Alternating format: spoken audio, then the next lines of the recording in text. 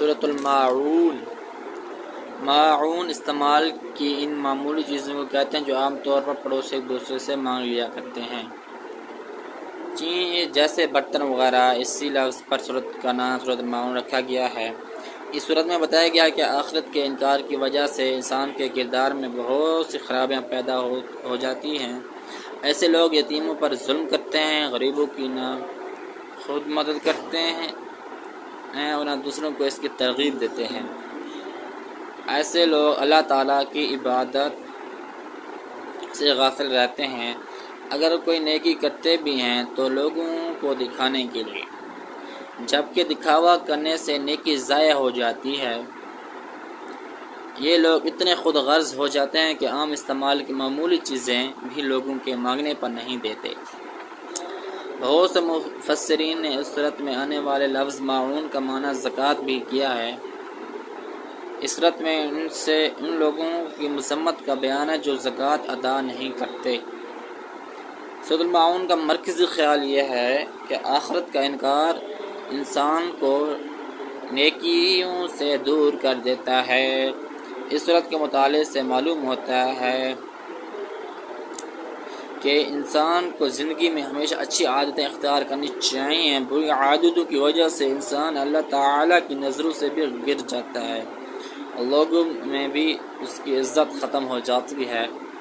سورۃ الماعون سے یہ بھی معلوم ہوتا ہے کہ اللہ تعالیٰ صرف اس نیکی کو قبول فرماتا ہے جو اس کے رضا کے لیے کی جائے۔ جو نیکی لوگوں کو دکھانے کے لیے کی جاتی ہے وہ اللہ تعالیٰ کی بارگاہ میں قبول نہیں ہوتی۔ اللہ تعالیٰ ریاکاری اور نمائش کو پسند نہیں فرماتا۔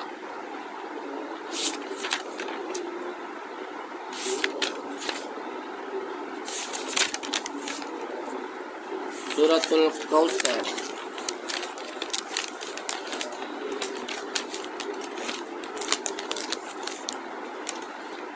کوثر کا معنی ہے جنت کے حوض یا خیر کثیر۔ اس صورت میں اللہ تعالیٰ نے نبی کریم صلی اللہ علیہ وسلم کو کوثر عطا کرنے کا اعلان فرمایا ہے۔ اسی مناسبت سے صورت کا نام سورۃ الکوثر ہے۔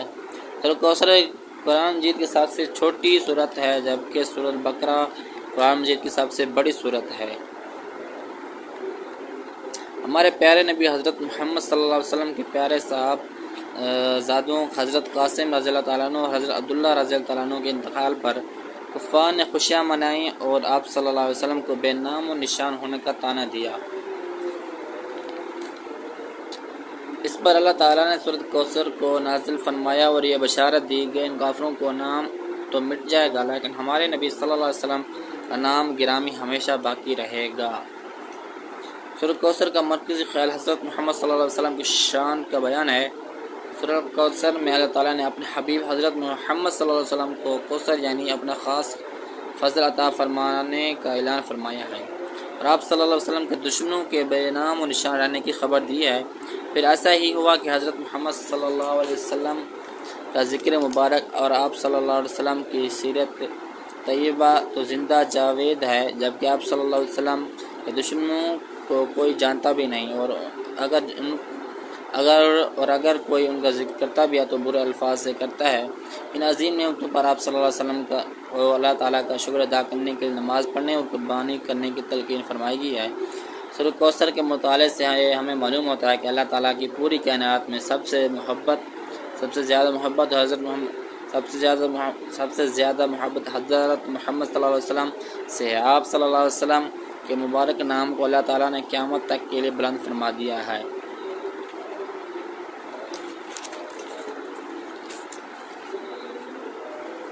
گائز آپ لوگ بھی اللہ تعالیٰ سے دعا کریں، ہمیں بھی اللہ پاک اچھے کام کرنے کی توفیق عطا فرمائے اور ہمیں اجازت دیں۔ آپ سے اجازت چاہتے ہیں تو آپ لوگ جلدی سبسکرائب، لائک، شیئر اور اچھے سے اچھے کمنٹس کر لیں۔